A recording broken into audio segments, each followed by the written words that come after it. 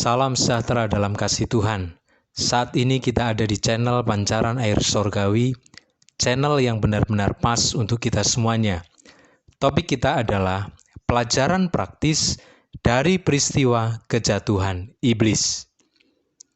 Berdasarkan fakta dalam Alkitab, iblis adalah tokoh yang memainkan banyak peran dan terlibat di hampir semua peristiwa yang berkonotasi negatif dalam kehidupan manusia.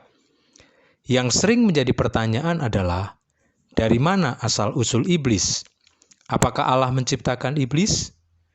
Berdasarkan data Alkitab, khususnya pada masa penciptaan, tidak diketemukan informasi bahwa Allah menciptakan iblis. Semua ciptaan Allah memperoleh pujian sungguh amat baik. Itu kita bisa temukan di dalam Kejadian pasal 1 ayat yang ke-31. Berikut akan dibicarakan secara singkat, khusus mengenai kejatuhan iblis dan pelajaran praktis dari peristiwa tersebut. Untuk mengetahui lebih dalam mengenai iblis, maka perlu memfokuskan diri pada pembahasan satanologi atau demonologi. Kita akan masuk kepada beberapa data Alkitab tentang kejatuhan iblis. Yang pertama ada di dalam kitab Yesaya pasal 14 ayat 12 sampai 15. Demikian firman Tuhan. Wah, engkau sudah jatuh dari langit, hai bintang timur, putra fajar. Engkau sudah dipecahkan dan jatuh ke bumi, hai yang mengalahkan bangsa-bangsa. Engkau yang tadinya berkata dalam hatimu, Aku hendak naik ke langit, aku hendak mendirikan tahtaku mengatasi bintang-bintang Allah, dan aku hendak duduk di atas bukit pertemuan jauh di sebelah utara. Aku hendak naik mengatasi ketinggian awan-awan, hendak menyamai yang maha tinggi. Sebaliknya ke dalam dunia orang mati engkau diturunkan, ke tempat yang paling dalam di liang kubur. Saudara, berdasarkan ayat-ayat tersebut, kita menemukan nubuat kejatuhan Raja Babel, di mana tabiatnya serupa dengan iblis yang sombong dan penuh hawa nafsu jahat. Pada ayat-ayat tersebut diungkap mengenai tabiat sombong dan keinginan atau nafsu yang sangat kuat untuk menggantikan posisi Allah. Kita akan masuk kepada data yang kedua, yaitu Yeskiel 28 ayat 12 sampai 18. Demikian firman Tuhan. Hai anak manusia, ucapkanlah suatu ratapan mengenai Raja Tirus, dan katakanlah kepadanya, beginilah firman Tuhan Allah, gambar dari kesempurnaan engkau, penuh hikmat dan maha indah. Engkau di Taman Eden, yaitu Taman Allah penuh segala batu permata yang berharga, yaspis merah, krisolit dan yaspis hijau, permata pirus, krisopras, dan nefrit, lasurit, batu darah dan malakit. Tempat tatahannya diperbuat dari emas dan disediakan pada hari penciptaanmu. Kuberikan tempatmu dekat kerub yang berjaga. Di gunung kudus Allah engkau berada dan berjalan-jalan di tengah batu-batu yang bercahaya-cahaya. Engkau tak bercela di dalam tingkah lakumu sejak hari penciptaanmu sampai terdapat kecurangan padamu. Dengan dagangmu yang besar, engkau penuh dengan kekerasan, dan engkau berbuat dosa. Maka kubuangkan engkau dari gunung Allah, dan kerub yang berjaga membinasakan engkau dari tengah batu-batu yang bercahaya. Engkau sombong karena kecantikanmu, hikmatmu kau musnahkan demi semarakmu. Ke bumi kau kulemparkan, kepada raja-raja engkau kuserahkan menjadi tontonan bagi matanya. Dengan banyaknya kesalahanmu dan kecurangan dalam dagangmu, engkau melanggar kekudusan tempat kudusmu, maka aku menyalakan api dari tengahmu yang akan memakan habis engkau, dan kubiarkan engkau menjadi abu di atas bumi di hadapan semua yang melihatmu. Berdasarkan ayat-ayat tersebut, kita juga menemukan nubuat yang sama dari kitab Yesaya tadi, bahwa Yeskiel menyampaikan nubuatan tentang kejatuhan Raja Tirus. di mana raja tersebut memiliki tabiat yang juga serupa dengan iblis, yang penuh sombong dan penuh hawa nafsu. Pada ayat-ayat tersebut diungkap keistimewaan-keistimewaan yang dimiliki oleh iblis sebelum dia jatuh dalam dosa. Jadi saudara, berdasarkan Yesaya dan Yehezkiel, maka kita bisa menemukan secara tersirat ada sosok, figur yang memiliki kesombongan luar biasa dan nafsu yang sangat jahat, yang direpresentasikan oleh Raja Babel dan Raja Tirus. Sebagaimana kita tahu bahwa Raja Babel juga merupakan raja yang sangat sombong. Karena pada waktu itu Babilonia menguasai dunia. Babilonia mengalahkan Yehuda, Babilonia mengalahkan Asyur dan juga bangsa-bangsa sekitar. Demikian juga dengan Raja Tirus. Kedua raja ini memiliki kekuatan dan kekuasaan serta pengaruh yang luar biasa pada waktu itu. Jadi, karakter tabiat sombong yang hebat, hawa nafsu yang jahat, itu merupakan tampilan dari karakter iblis yang sesungguhnya. Jadi saudara, di dalam Alkitab memang tidak diceritakan secara khusus tentang iblis atau Heilel, atau di dalam King James Version diberi nama Lucifer. Tetapi Lucifer, Heilel, iblis tersebut direpresentasikan oleh kedua raja, yaitu Raja Babel dan Raja Tirus, yang memiliki tabiat dan hawa nafsu yang serupa dengan yang dimiliki oleh iblis. Ketika Allah menaruh nubuatan kejatuhan Raja Babel di mulut Yesaya, demikian juga nubuat kejatuhan Raja Tirus di mulut Yehezkiel, maka sesungguhnya Allah memiliki maksud untuk mengungkapkan sebuah peristiwa penting tentang kejatuhan iblis. Jadi, berdasarkan ayat-ayat tersebut, kita memperoleh rahasia yang diungkap oleh kedua nabi tersebut tentang peristiwa kejatuhan iblis. Kita berpindah kepada data Alkitab yang ketiga tentang kejatuhan iblis, terdapat di dalam Injil Lukas, pasal 10 ayat yang ke-18. Demikian firman Tuhan. Lalu kata Yesus kepada mereka, "Aku melihat iblis jatuh seperti kilat dari langit." Saudara, Tuhan Yesus juga mengungkapkan bahwa iblis jatuh dari langit. Iblis dibuang dari langit. Iblis mendapatkan hukuman dan kemudian dibuang ke bumi.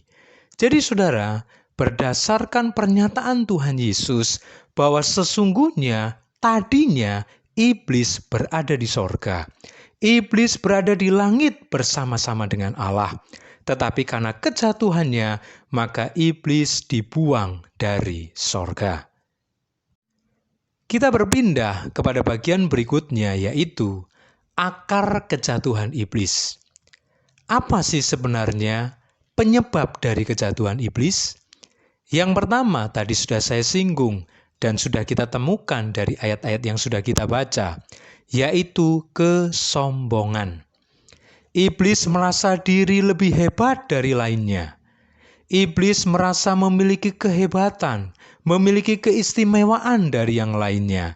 Dan itu kita temukan dari uraian di dalam kitab Yehezkiel pasal yang ke-28 tadi. Firman Tuhan berkata bahwa, "Hai anak manusia, ucapkanlah suatu ratapan mengenai Raja Tirus, dan katakanlah kepadanya, beginilah firman Tuhan Allah, gambar dari kesempurnaan engkau, penuh hikmat dan maha indah. Engkau di Taman Eden, yaitu taman Allah penuh segala batu permata yang berharga, yaspis merah, krisolit, dan seterusnya." Lalu kemudian kita temukan di ayat yang ke-15, "Engkau tak bercela di dalam tingkah lakumu sejak hari penciptaanmu sampai terdapat kecurangan padamu." Jadi berdasarkan uraian dari ayat-ayat tersebut, memang kita temukan fakta bahwa iblis yang tadinya adalah malaikat yang sangat dekat dengan Allah, memiliki keberadaan diri yang jauh lebih hebat dari malaikat-malaikat lainnya. Lalu kemudian kesombongannya nampak ketika dia ingin dipuji, dia ingin disembah, dia berlaku curang, dia melakukan bujukan-bujukan, hasutan-hasutan untuk memperoleh keuntungan. Jadi saudara, kita bisa mengetahui karakter iblis yang menjadi penyebab kejatuhannya, yang menjadi penyebab dia dihukum, yaitu kesombongan. Lalu kemudian akar kejatuhan iblis yang berikutnya adalah keinginan atau hawa nafsu. Kita bisa lihat di dalam Yesaya pasal 14 ayat 12-15 tadi, terdapat 5 perkataan aku akan atau aku hendak. Kita bisa lihat itu di dalam ayat yang ke-13. Engkau yang tadinya berkata dalam hatimu, aku hendak naik ke langit. Ini yang pertama. Aku hendak mendirikan tahtaku mengatasi bintang-bintang Allah. Yang kedua. Dan aku hendak duduk di atas bukit pertemuan jauh di sebelah utara. Itu yang ketiga. Aku hendak naik mengatasi ketinggian awan-awan. Itu yang keempat. Dan yang terakhir, hendak menyamai yang maha tinggi. Jadi kita bisa temukan di sini ada 5 perkataan aku akan, aku hendak, yang semuanya memiliki pengertian adalah menggantikan posisi Allah. Iblis memberontak kepada Allah. Iblis berusaha mengkudeta Allah dengan tujuan untuk menyamai Allah, menggantikan posisi Allah, dan kemudian mendapatkan pujian penyembahan. Kita masuk kepada bagian yang berikutnya. Dari semua uraian tadi, maka kita memperoleh pelajaran praktis. Dan pelajaran ini menjadi pegangan bagi langkah-langkah kehidupan kita. Yang pertama, kejatuhan iblis mengakibatkan kejatuhannya dari sorga. Kejatuhan yang terjadi di dalam diri iblis yang pertama adalah kejatuhan dalam dosa. Sebagaimana yang telah dibicarakan sebelumnya, bahwa akar kejatuhan iblis adalah kesombongan dan hawa nafsu. Kejatuhan pertama tersebut mengakibatkan kejatuhan kedua, yaitu dicopot dari segala kedudukannya di dalam sorga dan dibuang ke bumi. Bahkan kelak akan dihukum di api neraka. Saudara, iblis memiliki jabatan kedudukan yang sangat hebat. Dia ditaruh di taman Allah.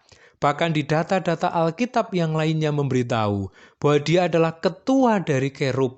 Dia juga termasuk salah satu penghulu malaikat. Dia memiliki jabatan yang strategis, jabatan yang tinggi. Tetapi karena kejatuhannya di dalam dosa, maka dia juga jatuh dalam arti kata segala pangkat jabatannya dicopot.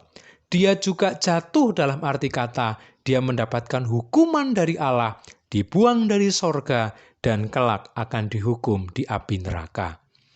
Kejatuhan iblis didahului dengan bujukan dan hasutan kepada sebagian malaikat lainnya untuk bersama-sama memberontak kepada Allah. Sehingga kejatuhan dalam perbuatan dan hukuman juga dialami oleh malaikat lainnya. Jadi rupa-rupanya iblis tidak mau melakukan pemberontakan seorang diri. Dia berusaha membujuk, menghasut malaikat-malaikat lainnya. Dan dikumpulkanlah para malaikat yang berhasil dihasut untuk memberontak kepada Allah. Akhirnya, hukuman yang Allah berikan tidak hanya kepada iblis, tetapi juga kepada malaikat-malaikat yang ikut memberontak bersama-sama dengan iblis.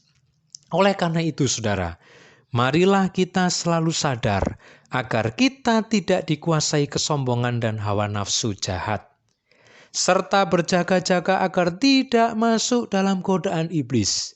Karena ternyata kita pun juga bisa dibujuk, dihasut oleh iblis. Dan akhirnya kita jatuh dalam dosa dan kita pun memperoleh hukuman yang dari Allah. Berjaga-jaga sebab iblis berkeliling untuk menggoda kita, untuk menjatuhkan kita. Kendalikan diri kita, kendalikan nafsu kita. Sadari bahwa semua adalah karena anugerah, agar saya dan saudara jauh dari kesombongan.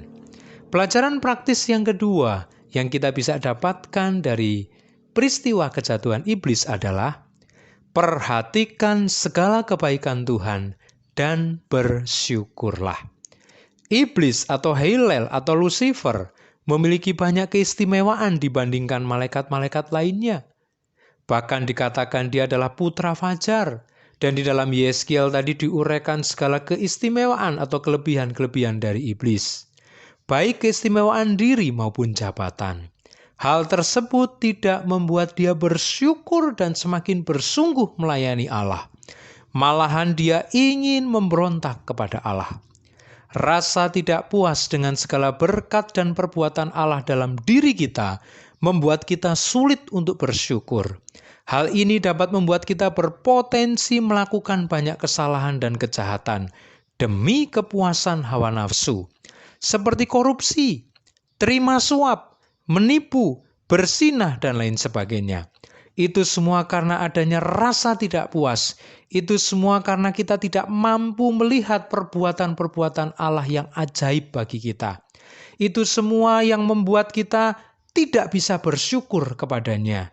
Jadi saudara yang terkasih dalam Tuhan, berdasarkan cerita dari kejatuhan iblis, di mana dia sudah istimewa tetapi tidak bersyukur. Dia sudah hebat ketimbang malaikat-malaikat lain tapi dia tidak mampu memperhatikan itu semua sebagai keunggulannya. Maka kita jangan seperti iblis. Marilah kita rajin memperhatikan segala kebaikan Tuhan. Bersukacita dan bersyukurlah atas semuanya itu. Karena dengan seperti itu, maka kita akan jauh dari kejatuhan dalam dosa. Kita masuk kepada pelajaran praktis yang ketiga atau yang terakhir. Kita harus takut dan hormat kepada Allah dalam Yesus Kristus yang berdaulat atas semuanya. Keistimewaan dan segala kehebatan yang dimiliki Lucifer atau iblis tidak membuat dia berhasil mengambil kedudukan Allah. Justru sebaliknya, ia dicampakkan oleh Allah. Mungkin Lucifer atau iblis lupa, meskipun hebat, dirinya hanyalah sebagai ciptaan dan Tuhan Allah adalah pencipta. Marilah kita semakin takut dan hormat kepada Allah. Puji dan sembah Dia sepanjang hidup kita. Hanya Dialah satu-satunya yang berkuasa dan berdaulat penuh atas semuanya. Kalau kita memiliki kekayaan, kalau kita memiliki jabatan, kalau kita memiliki kepandaian dan pengaruh yang besar, sadari kita adalah ciptaan. Kita tetap harus hormat dan takut kepada Allah. Puji dan sembah hanya kepada Dia. Demikianlah firman Tuhan yang dapat saya bagikan. Dari pelajaran kejatuhan iblis, memberikan pelajaran penting bagi kita, agar kita jauh dari kejatuhan dalam dosa, dan kita tidak memperoleh hukuman dari Tuhan. Tuhan Yesus memberkati kita semuanya.